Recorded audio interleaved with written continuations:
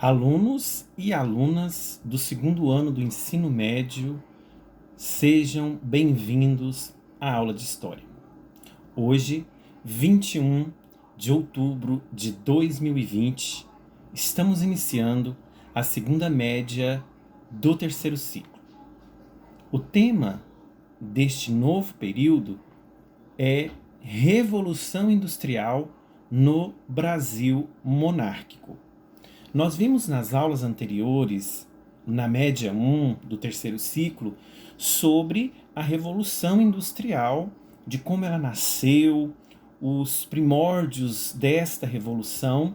E agora nós vamos iniciar com um tema bastante importante para nós brasileiros.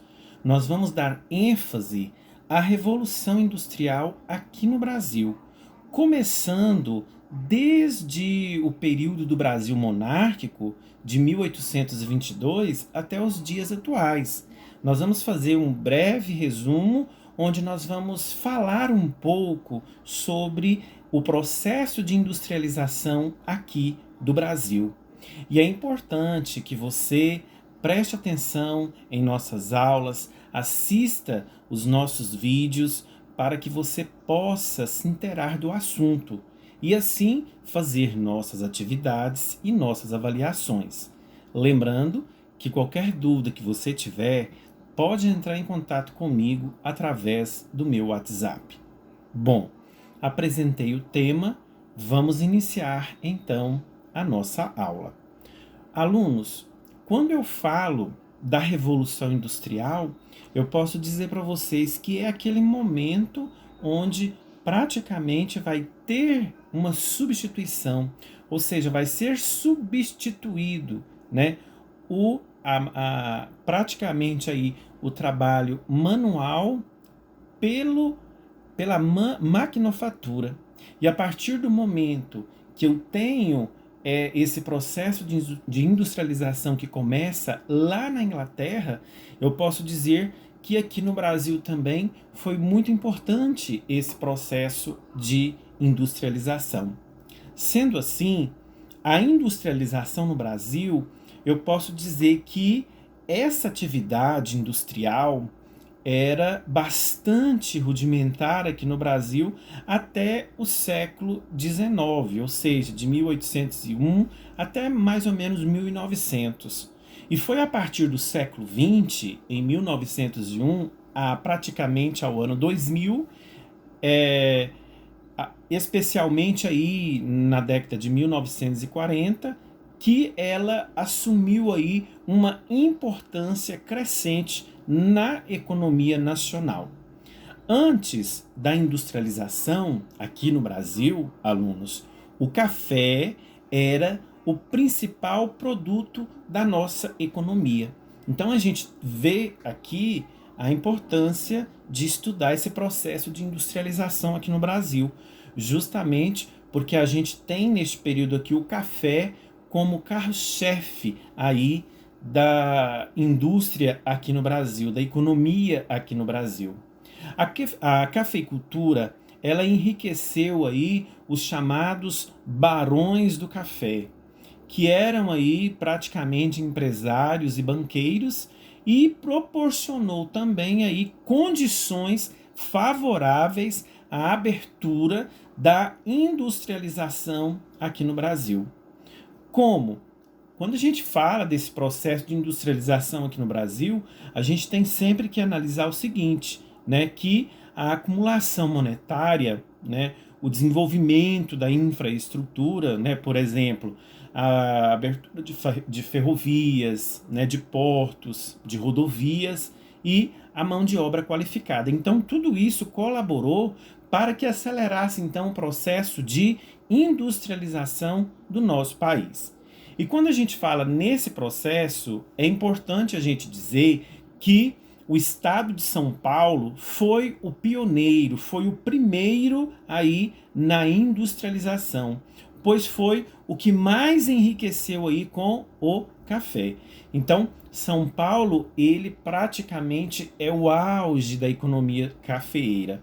E muitos imigrantes europeus, atraídos aí para o trabalho aí nas lavouras de café, já tinha aí praticamente experiência em fábricas e foram também muito importantes no início da nossa industrialização, uma vez que esses europeus eles tinham o que? Experiência.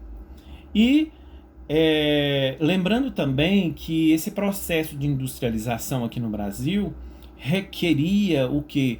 Uma mão de obra qualificada para o trabalho com máquinas e equipamentos industriais.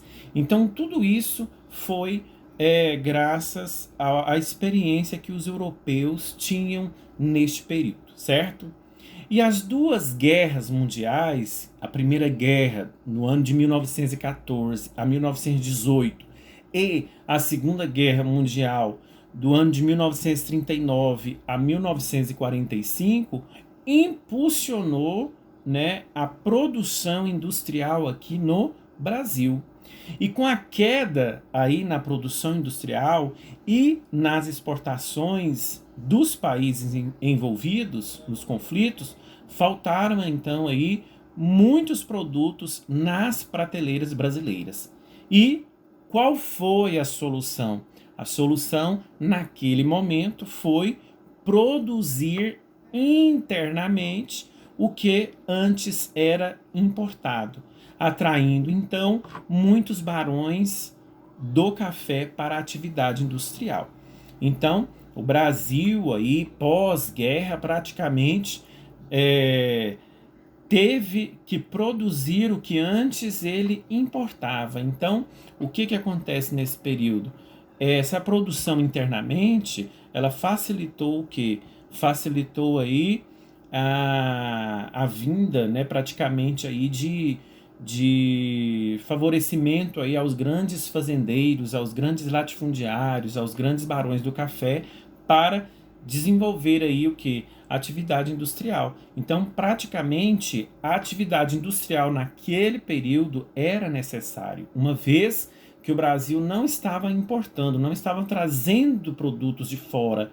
O Brasil ele teve que se virar e ele teve então que fabricar o seu próprio produto. Então foi por isso que a atividade industrial aqui no Brasil iniciou. Sendo assim, alunos, quando eu falo dessas características aí da industrialização brasileira, nós temos o seguinte, olha só. A industrialização brasileira, ela foi praticamente aí uma industrialização tardia ou retardária. A revolução, como nós já vimos em aulas anteriores, ela teve início lá na Inglaterra no século praticamente aí 18, no ano de 1750, e somente, olha para vocês verem, somente após 200 anos aconteceu essa revolução industrial aqui no Brasil. Então essa revolução industrial, ela foi tardia. Uma das características da indústria aqui brasileira é o quê? É uma industrialização tardia. Houve também, né, uma outra característica aí, o quê? A substituição das importações, conforme eu falei para vocês agora há pouco, né? Os produtos que antes eram importados pelo Brasil começaram a ser produzidos internamente, ou seja, ao invés do Brasil ir buscar lá fora, estava produzindo aqui dentro. E uma outra característica que eu posso analisar com vocês também é a dependência, né? O que seria essa dependência? A gente pode dizer que no início as máquinas, né, e os equipamentos das fábricas eram importados de outros países. Ou seja, mas para que o desenvolvimento industrial pudesse chegar aqui, era necessário fazer isso, era necessário fazer essa parceria. E a gente pode dizer que até hoje, né, ainda hoje, o Brasil ele continua com praticamente uma certa dependência aí de outros países, né, de outros países estrangeiros. E eu posso dizer também que a parceria que o Brasil tem com esses outros países estrangeiros desenvolvidos é justamente para quê? Para equilibrar a economia. Eu posso dizer para vocês que o início do processo de industrialização do Brasil foi feito através aí de parcerias com outros países desenvolvidos. Como eu disse, principalmente aí no aspecto de buscar aí equipamentos, máquinas de outros países para poder montar as primeiras fábricas aqui, correto? Então, quais foram os motivos para o atraso industrial brasileiro? Primeiro, histórico de colônia, né? Então, o primeiro motivo para esse atraso na indústria foi o histórico de colônia. O pacto colonial, né? Ou seja, o pacto colonial poderia fazer a pactuação, poderia comercializar apenas ali naquela colônia, certo? Apenas aqui no Brasil, onde estávamos impossibilitados de quê? De modernização. Então, esse exclusivo colonial, esse pacto colonial, ela trouxe aí um atraso para o desenvolvimento da indústria aqui no Brasil. O segundo motivo foi a economia agroexportadora, ou seja, uma economia baseada em produtos agrícolas, né? Como a cana, como a borracha, como as drogas do sertão, como o charque, como o café. Então isso tudo também houve, né, essa economia agroexportadora, né, trabalhando aqui no solo, né, produtos agrícolas, ela também foi um retardo aí na indústria brasileira. O terceiro motivo foi a elite agrícola, ou seja, a política de manutenção da hegemonia, ou seja, montaram-se essa elite agrícola, esses produtores, esses grandes barões do café, esses grandes latifundiários, e eles então começaram a desenvolver uma economia baseada na agricultura. Foi por isso que eu falei para vocês que a primeira economia desenvolvida aqui dentro do país foi o café. E aí a gente explica o motivo dessa elite agrícola que atrapalhou o processo aí de industrialização do Brasil. Um quarto motivo foi a mão de obra escrava, ou seja, a ausência de um mercado consumidor e a mão de obra qualificada para o trabalho industrial. Ou seja, todos nós que estudamos história, desde quando a gente começa a estudar, a gente vê sempre o papel do escravo aqui no Brasil, o papel do homem negro sendo escravizado aqui no Brasil. Então, o que adianta? O que a gente pode analisar? A falta de mão de obra qualificada impediu aí o processo de industrialização aqui no Brasil. E com isso, houve a ausência de um mercado consumidor. Então, a gente acabou de ver aqui, né, os motivos aí do atraso na industrialização aqui do Brasil. E quando eu falo da industrialização brasileira, e diante de todos os fatos e acontecimentos históricos que eu acabei de relatar para vocês, o processo industrial brasileiro passou por 4 etapas. Quais são essas 4 etapas aqui? Começando desde o descobrimento do Brasil até os dias atuais. Olha só, a primeira etapa, ela começou no ano de 1500 e foi até 1808, que foi o período que a gente denomina de proibição. Então a primeira etapa ela foi denominada de período de proibição, onde praticamente aqui no Brasil nós aí não existíamos, praticamente nós não éramos ainda nenhuma colônia aqui em 1500, né? Então, foi a partir, né? Por que vai de 1500 a 1808? Porque justamente foi em 1808 que a família, né, real chega aqui no Brasil, né? Ela veio de Portugal, fugida aí de Napoleão Bonaparte, porque Napoleão Bonaparte mandou seu exército invadir Portugal. E o que acontece? Então, neste período aqui, praticamente não tínhamos nada, né? Aí tem o período de colonização, o período de pré-colonização, né? Ou seja, o período de pré-colonização, o período de colonização, onde o Brasil começa então a desenvolver aí o quê? A desenvolver aí o seu produto, o açúcar e posteriormente o café. A segunda etapa, alunos, ela foi de 1808 a 1930. Essa segunda etapa, ela é conhecida como implantação, né? Daqui a pouco nós vamos ver cada uma dessas etapas particularmente. A terceira etapa, ela começa em 1930 e vai até 1956 e é conhecida como a Revolução Industrial. Foi o momento que então começa o processo de industrialização aqui do Brasil. E a etapa quarta, né, a quarta etapa, ela começa de 1956 e vem até os dias atuais. E é chamada de internacionalização, ok? Então vamos analisar cada período desse. Bom, o primeiro período, que é de 1500 a 1808, chamado de proibição, a gente vê aí o que? Um trabalho escravo, né? O escravismo marcou muito esse período. O mercado consumidor era quase inexistente. O ruralismo era, né, a preponderância da época. A população, praticamente nós não tínhamos população aqui dentro do nosso Brasil, né? E a gente pode dizer que nesse período também houve-se a proibição das manufaturas. Então, nesta época, se fazia aí restrição ao desenvolvimento de atividades industriais aqui no Brasil.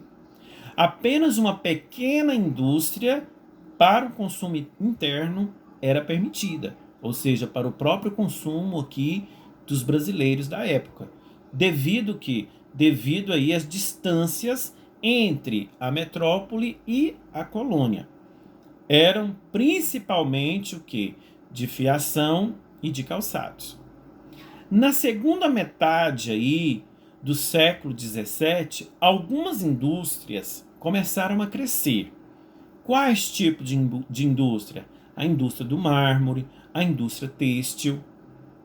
E Portugal, nós éramos colônia de Portugal, né? Então Portugal já possuía aí essas indústrias, abrindo assim uma concorrência ao comércio da corte. E poderiam tomar aí a colônia independente financeiramente. Então a gente pode dizer que o medo de Portugal era esse, porque Portugal nós fomos por muitos e muitos anos aí colônia de Portugal. Então o medo de Portugal era isso. E o que a gente analisa dentro desse processo aqui? No dia 5 de janeiro de 1785, Dona Maria I, ela assinou aí um alvará extinguindo aí todas as manufaturas têxteis da colônia, exceto as dos panos grossos, né, para o uso dos escravos e trabalhadores. Então, a Dona Maria ela assinou aí esse alvará em 1785, extinguindo todas as manufaturas aqui do Brasil. O segundo período, alunos, é conhecido aí como implantação. Esse período ele vai de 1808 a 1930. Quando eu falo de 1808, eu quero que vocês analisem comigo o seguinte, olha só. Em 1808, chegando ao Brasil, a família real portuguesa, Dom João VI revogou este alvará que Dona Maria fez, proibindo as manufaturas aqui no Brasil. E o que ele fez então de fato? Ele abriu aí os portos ao comércio exterior e fixou taxa de 24% para produtos importados, 15% para os ingleses e 16% para os produtos portugueses. No ano de 1810, através de um contrato comercial com a Inglaterra, foi fixada aí, né, em 15% a taxa de mercadorias inglesas, por um período de 15 anos. Foi um acordo que foi feito. E neste período aí de desenvolvimento industrial brasileiro, foi mínimo devido à forte concorrência aí dos produtos ingleses, porque nessa época aqui a gente pode dizer que Portugal tinha uma relação estreita com a Inglaterra e permitiu que a Inglaterra comercializasse aqui na nossa terra. No ano de 1828 foi renovado aí, né, o protecionismo econômico, cobrando-se uma taxa de 16% sobre os produtos estrangeiros, agora todos os países sem exceção. E no ano de 1844, o então ministro da Fazenda, Manuel Alves Branco, ele decretou uma lei que foi chamada de Lei Alves Branco, que ampliava as taxas de importação para 20% sobre produtos aí sem similar nacional e 60% sobre aqueles com similar nacional. Ou seja, assim, algumas atividades industriais do país foram protegidas. Então, o intuito aqui, né, do ministro da Fazenda era proteger o quê? Proteger a economia brasileira, ok? Sendo assim, dentro deste período de implantação, no ano de 1846, a indústria têxtil ela obteve incentivos fiscais e no ano seguinte, em 1847, as matérias-primas necessárias à indústria do país receberam aí a isenção de taxas alfandegárias, ou seja, de taxas de impostos, justamente valorizando aí o desenvolvimento da indústria aqui no Brasil. Mas quando a gente fala dessa valorização, a gente percebe que esses incentivos não foram suficientes para alavancar aí o desenvolvimento industrial. O que a gente pode dizer é que a escravidão ela ainda estava presente aqui no Brasil, faltava muitos trabalhadores livres e assalariados para constituir a base do mercado consumidor.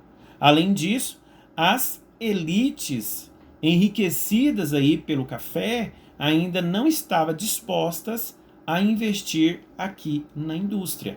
E também a falta de mão de obra qualificada, uma vez que nós tínhamos apenas a mão de obra escrava. No ano de 1850, as coisas começaram a melhorar um pouco. Por quê? Porque foi assinada a Lei Eusébio de Queiroz, que proibiu o tráfico intercontinental de escravos, embora o tráfico interprovincial continuasse aqui ainda no Brasil. E eu posso dizer que a cafeicultura nesse período estava em pleno desenvolvimento, necessitava muito aí da mão de obra, e isso estimulou o quê? A entrada aí de um número considerável de imigrantes que trouxeram novas técnicas de produção e de manufaturados aqui para o Brasil. E foi através disso que a primeira mão de obra assalariada no Brasil aconteceu, certo? Porque antes era uma mão de obra escrava. Assim, constituíram um mercado consumidor indispensável ao desenvolvimento industrial, bem como força de trabalho especializada. Nascia então a indústria no Brasil.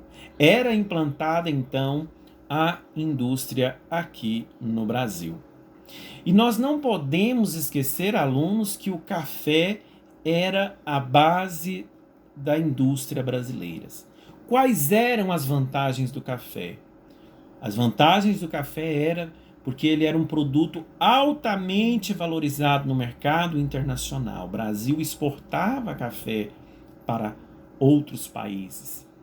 Além que era excelentes condições naturais na região sudeste para o plantio. Então a região sudeste era que concentrava aí praticamente aí a grande maioria da plantação de café. A manutenção da ordem social vigente, ou seja, a organização aí das propriedades semelhante aí às de cana-de-açúcar, né? Onde tínhamos aí grandes propriedades, onde desenvolvia monocultura aí né, do café, e inicialmente a mão de obra escrava. Então, isso aí perdurou por este período, praticamente até 1850, onde foi assinada essa lei Eusébio de Queiroz, que foi proibido o tráfico negreiro de escravos. E aí, né, as grandes elites tinham que buscar outra forma para poder, então, desenvolver aí o trabalho. E é aí que nasce o trabalho assalariado. Bom, o café como base para a indústria brasileira. Nós temos aí dois ciclos importantes que a gente tem que analisar rapidão. O primeiro ciclo para a base da indústria do café acontece aí o desenvolvimento lá no Vale do Paraíba, no Rio de Janeiro. É cultivado em áreas de encostas, né, gerando inúmeros impactos ambientais, a mão de obra escrava e o escoamento realizado por meios de transportes precários. Agora, o segundo ciclo aí para a base industrial do café aqui no Brasil, esse segundo ciclo acontece no Oeste Paulista, lá em São Paulo, onde ele era cultivado em áreas planas, manutenção dos problemas ambientais, inclusive, como a redução da biodiversidade, né? E a mão de obra imigrante, iniciando a formação de um mercado consumidor, né? Houve, de fato, o escoamento, né, o transporte desse café, né, era realizado por meio de transporte ferroviário, porque foram feitas as aberturas das ferrovias, as aberturas dos portos e também a abertura das rodovias, né? E o clima também nessa região, como eu disse, na região sudeste, era muito favorável, porque era um clima tropical. E o crescimento urbano próximo das regiões cafeicultoras. Então, foi por isso que o segundo ciclo do café ele foi muito bom, principalmente para a região sudeste aqui do Brasil, correto? Bom, o terceiro período, alunos, da indústria brasileira vai de 1930 a 1956, que é conhecido como impulso industrial, né?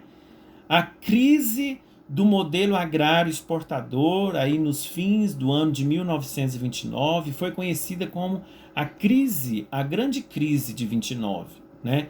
Ela é sentida no Brasil ao longo da década de 1930, ao passo aí que os cafezais apontavam um declínio assustador de rendimento. Os capitais, né, a gente pode dizer, foram reduzindo. Houve uma grande crise, né, neste ano de 29, afetando muito o ano de 1930. A gente pode dizer que este período foi um período também de troca de governo, né? Começa aqui então em 1930 a era Vargas, onde através da Revolução de 30, o governo Vargas, o Getúlio Vargas, ele entra através de um golpe para ser aí presidente do Brasil durante os 15 anos ininterruptos, até 1945. A crise do café, ela gerou aí diversas condições para a industrialização brasileira. É óbvio, gente, porque na falta do café tínhamos que proporcionar outras maneiras para desenvolver a economia aqui do Brasil. Então, o processo de aceleração da indústria aqui no Brasil se deu com a crise do café. Também estimulou aí a necessidade de produção de bens de consumo no país, por conta da redução drástica aí das importações. Então, a concentração aí das riquezas estava aí praticamente na região sudeste. Então, eu posso dizer para vocês que foi por isso que houve uma grande concentração de indústrias nessa região. E diversos são os fatores que concorreram, que colaboraram aí a favor do fenômeno conhecido por formarem aí a chamada economia de escala ou de aglomeração, né? Ou seja, houve aí, né, esses fatores que colaboraram foram os seguintes, olha só, houve aí a concentração de infraestrutura de energia, comunicação e, sobretudo, transportes, houve a concentração de mão de obra, qualificada, lembrando a entrada da mão de obra estrangeira, que eu já falei para vocês, em sua maior parte aqui, né? A concentração de mercado consumidor, porque tinha para quem vender, tinha então os consumidores, né? E uma rede bancária desenvolvida por conta da presença dos centros de produção do café. Então, a gente pode dizer que esse terceiro período ele foi marcado pela Revolução de 1930, conforme eu falei, com Getúlio Vargas, que operou aí uma mudança decisiva no plano da política interna, da política aqui dentro do Brasil, afastando do poder aí do Estado oligarquias tradicionais. O que é uma oligarquia? Oligarquia é quando um determinado grupo político ele manda aí numa determinada região do país. Então, até 1930, basicamente, a oligarquia tomava conta. Oligarquia significa, na verdade, governo de poucos. Era só uma pequena parte aí da elite que comandava a política brasileira, certo? Sendo assim, eu posso dizer para vocês que Getúlio Vargas, entrando no governo em 1930, ele adota aí uma política industrializante. Houve então a substituição da mão de obra imigrante pela nacional. E essa mão de obra era formada no Rio de Janeiro e São Paulo, em função aí do êxodo rural. Ou seja, quando houve a decadência cafeeira, o povo então saiu da zona rural e foi para a cidade. Esse processo, conforme eu já expliquei para vocês, chama-se êxodo rural. E também o movimento migratório dos nordestinos. Nordeste, região bastante, na época, bastante complicada com a seca, resolveram então migrar para a região sudeste do país para buscar melhores condições de vida. Vargas investiu forte, alunos, na criação aí da infraestrutura industrial, a indústria de base e energia. E a gente pode destacar aí a criação de quais institutos? O Conselho Nacional do Petróleo, em 1938, a Companhia Siderúrgica Nacional, em 1941, a Companhia Vale do Rio Doce, em 1943, e a Companhia Hidrelétrica de São Francisco, no ano de 1945. Os fatores, né, que contribuíram aí para a industrialização aqui no Brasil foram principalmente a exportação de café, que gerou aí, né, lucros e que permitiu, alunos, o investimento na indústria. Outro fator importante foi os imigrantes estrangeiros, que traziam aí consigo as técnicas de fabricação de diversos produtos. Outro fator importante foi a formação de uma classe média urbana consumidora, que estimulou aí a criação da indústria. Um outro motivo, a dificuldade de importação de produtos industrializados durante a Primeira Guerra Mundial estimulou também a indústria, né? Ou seja, já se via a necessidade de ter indústrias aqui no Brasil. E um outro fator foi a passagem aí de uma sociedade operária para uma sociedade urbana industrial, onde mudou aí a paisagem de algumas cidades brasileiras, principalmente de São Paulo e do Rio de Janeiro, correto? O quarto e último período que a gente conhece é o período conhecido como internacionalização, que começou em 1956 e está até os nossos dias. Bom, ao final aí da Segunda Guerra Mundial, o Brasil ele dispunha de grandes reservas de moeda estrangeira, divisas aí, devido aí o fruto de ter exportado mais do que importado. Então a gente pode dizer que houve um crescimento aí de 8,9% de 46 a 78.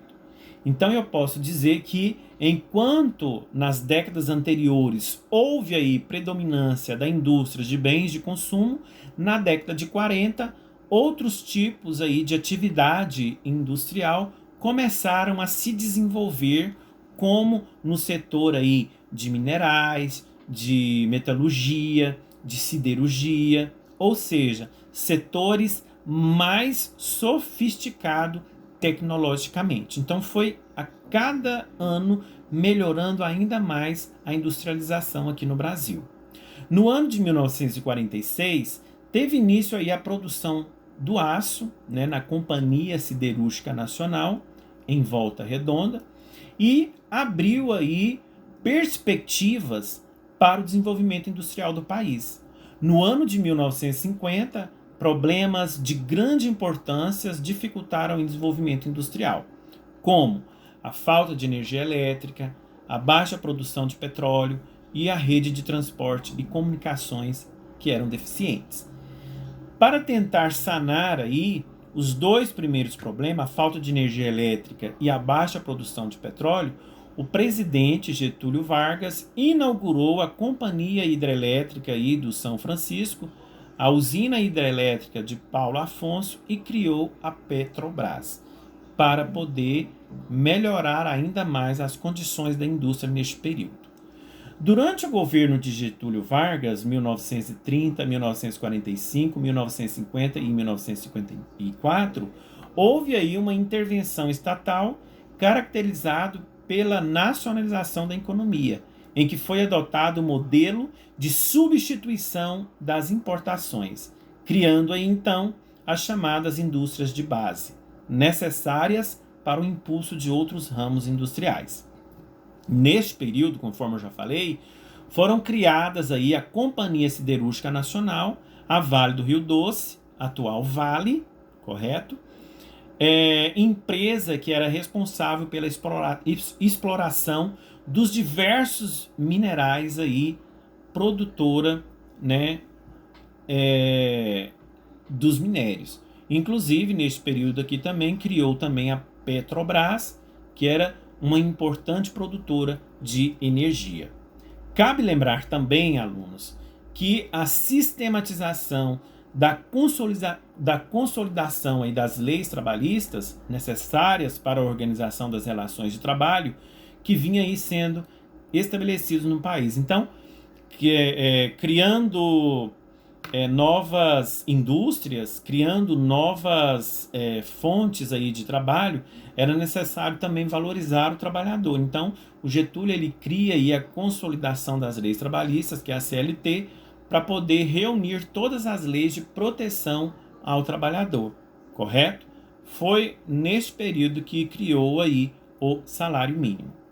Quando eu falo do governo de Juscelino Kubitschek, o popular JK, de 1956 a 1961, a gente lembra do plano de metas, né?